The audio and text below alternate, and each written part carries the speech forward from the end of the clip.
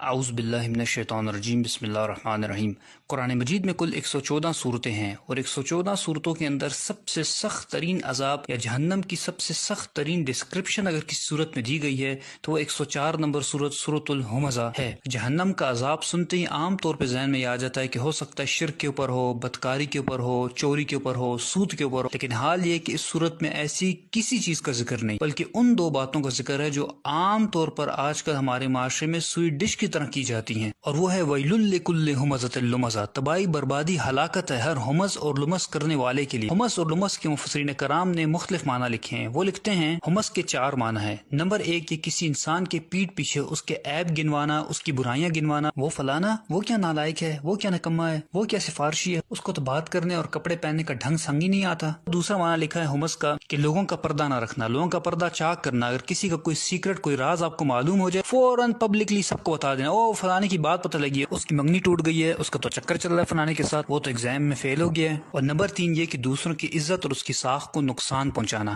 اگر کسی محفل میں کسی کی تعریف ہو رہی ہو تو فوراً سے اس شخص کی کوئی ایسی برائی بیان کر دینا جس سے اس کا امپریشن اس محفل کے اندر خراب ہو جائے۔ یعنی اگر لوگوں کے دلوں میں اس انسان کے لیے محبت ہو، عزت ہو، تو صرف حسد کی بنیاد پر کہ لوگ میری تعریف کیوں نہیں کرے، میرے بچوں کی تعریف کیوں نہیں کرے، اس انسان کی مخالفت شروع کر دینا اور جھوٹی سچی لگا کر لوگوں کے دل اس سے برے کر دینا۔ علامہ آلوسی رحمۃ اللہ لکھتے ہیں کہ جس وقت یہ 3 کام ہوں گے تو اس کا رزلٹ وہ چوتھا کام نکلے گا، اور وہ چوتھا کام کیا ہے؟ الکسر، یعنی توڑنا۔ ان تینوں کاموں کا نتیجہ یہ نکلے گا کہ پھر بعض اوقات رشتہ داری ٹوٹ جائے گی۔ جب آپ ایک انسان کی ہر وقت عیب بیان کریں گے، اس کی کسی برائی پہ پردہ نہیں رکھیں گے، لوگوں کے سامنے ہر وقت اس کا امپریشن خراب کریں گے، تو اس کا خود بخود رزلٹ یہ نکلے گا کہ وہ انسان آپ سے اٹھنا بیٹھنا چھوڑ دے گا اور اس کا سارا گناہ آپ کے اوپر آئے گا۔ چنانچہ رسول اللہ صلی اللہ علیہ وسلم نے ایسے لوگوں کے بارے میں ارشاد فرمایا، مسند احمد کے اندر حدیث شریف ہے، شرار و عباد اللہ، اللہ کی مخلوق میں سب سے بدترین انسان کون ہے؟ المشاؤون بالنمیمہ، جو لوگوں کی پیٹھ پیچھے ان کی برائیاں بیان کرتے ہیں، ان کی چغلیاں کرتے ہیں، والمفرقون بین الاحبہ، اور آپس میں محبت کرنے والوں کے درمیان نفرتیں پیدا کرتے ہیں، ان کے دلوں کو برے کرتے ہیں ایک دوسرے سے برائیاں کر کر کر، والباغون البراء اللعنت، اور بے گناہ اور معصوم لوگوں کو بدنام کرنے کی کوشش کرتے جن کا کوئی قصور نہیں ہوتا، فضول میں ان کی طرف اس قسم کی نسبتیں کرتے ہیں جو کام انہوں نے نہیں کیے ہوتے۔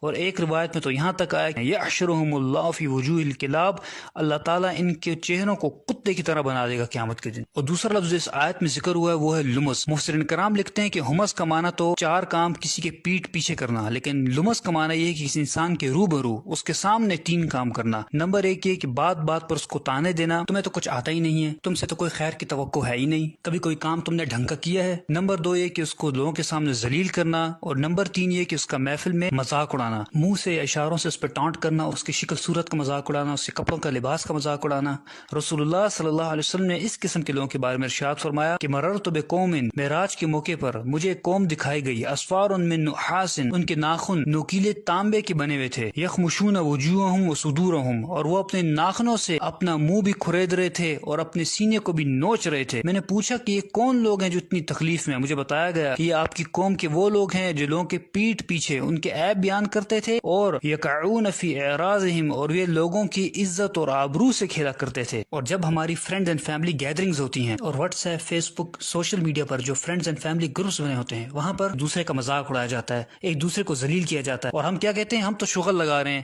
ہم تو کٹ لگا رہے ہیں، لیکن ہمیں اس بات کا بالکل احساس نہیں ہوتا کہ ہم کس طریقے سے ایک انسان کا دل دکھا رہے ہیں، اس کی دل آزاری کر رہے ہیں، اس کا مذاق اڑا رہے ہیں، اس کو ذلیل کر رہے ہیں محفل میں، اور جانتے ہیں کہ اگر آپ ایسا کر رہے ہیں تو آپ کا انجام کیا ہوگا۔ ایسے لوگوں کے بارے میں رسول اللہ صلی اللہ علیہ وسلم نے ارشاد فرمایا کہ ان لوگوں کو جہنم کی ایک وادی میں ڈالا جائے گا جس وادی کا نام ویل ہے، ویل واد فی جہنم، یہ جہنم کی ایک وادی ہے، تعوذ منہ جہنم، اور یہ اتنی خطرناک اور گرم ترین وادی ہے کہ خود جہنم اس سے پناہ مانگتی ہے، کل یوم 70 مرہ، 70 دفعہ جہنم خود پناہ مانگتی ہے اس وادی سے کہ یا اللہ مجھے اس سے پناہ میں رکھ۔ ایسے لوگوں کو اس وادی میں اللہ تعالیٰ ڈالے گا۔ اور امام راضی رحمۃ اللہ لکھتے ہیں کہ یہاں جو ذکر ہوا ہے ویل کا، یہ ویل بیسکلی کیا ہے؟ یہ بدوائیہ کلمات ہیں، اور یہ کس کی طرف سے ہیں؟ جب آپ کسی انسان کی عزت ساخ کو نقصان پہنچاتے ہیں، اس کا مذاق اڑاتے ہیں، تو جو اس کی دل و آزاری ہوتی ہے اور وہ جو دل سے بدوا نکلتی ہے، یہاں اس کا ذکر ہے۔ دوسرا معنی وہ لکھتے ہیں کہ یہاں ویل سے مراد ہے کہ اللہ تعالیٰ آپ کو بدوا دے رہے ہیں، آپ یہ کام کر رہے ہیں، ویل لکل ہمزۃ لمزہ، آپ سوچ لیں کہ اللہ تعالیٰ فرما رہا ہے کہ تو تباہ برباد ہو جائے، تو اس قسم کے کام کرتا ہے، تو ایسے انسان کو کیا دنیا ملنے والا ہے اور کیا آخرت میں ملنے والا ہے۔ اور اب یہاں اس نفسیات کو بھی سمجھ لیجئے کہ یہ کام کرتے کون لوگ ہیں۔ تو اس آیت میں آگے اللہ تعالیٰ نے فرما دیا،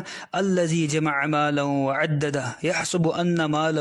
اخلدہ، وہ لوگ جو مال جمع کر کر کے رکھتے ہیں اور سمجھتے ہیں کہ ان کا مال باقی رہے گا. یعنی کیا معنی ہوا؟ معنی یہ ہوا کہ وہ لوگ جو آپ کے فرینڈز فیملی سرکل کے اندر آپ کے مقابلے میں اسٹیٹس میں زیادہ ہیں، تعلیم میں زیادہ ہیں، مال و دولت میں زیادہ ہیں، ان کا بیک گراؤنڈ زیادہ مضبوط ہے، تو پھر ایسے لوگ خود بخود اپنے آپ کو سپیریئر سمجھتے ہیں. جب یہ سپیریئر سمجھتے ہیں تو پھر یہ آپ کو حقیر سمجھتے ہیں اور آپ کو ذلیل کرتے ہیں، آپ کا مذاق اڑاتے ہیں. اور معذرت کے ساتھ ان لوگوں سے زیادہ قصور ان لوگوں کا ہے جو لوگ ان کے اندر گھسے بیٹھے رہتے ہیں ہر وقت، جو ان کو ہر چیز میں اپنا بڑا بناتے ہیں. جب یہ لوگ ان کو بڑا بناتے ہیں تو ان کو موقع ملتا ہے کہ اس قسم کے کام کرتے ہیں. اور امام رازی رحمۃ اللہ علیہ ان پالشی اور چاپلوس قسم کے لوگوں کے بارے میں لکھتے ہیں کہ جس وقت ان امیر لوگوں سے یہ اٹھ کر جاتے ہیں تو یہ امیر لوگ ان کے پیچھے بھی ہنستے ہیں، اور یہی ان کی سزا کے لیے کافی ہے. اور یاد رکھیں کہ دنیا میں سزا ہے لیکن آخرت میں ان کو بھی اتنی ہی سزا ملے گی جتنا کہ مذاق اڑانے والے امیر لوگوں کو سزا ملے گی. اور آخر میں اللہ تعالیٰ سے دعا ہے کہ اللہ تعالیٰ ہمیں زبان کے شر سے بچائے، اور اب تک جو بھی زیادتی ہم سے ہوئی اللہ تعالیٰ اس میں معاف فرمائے اور ہمیں سچی توبہ کرنے کی توفیق عطا فرمائے. سب سے دو درخواستیں ہیں، ایک 2 نفل پڑھیں اور اللہ تعالیٰ سے معافی مانگیں،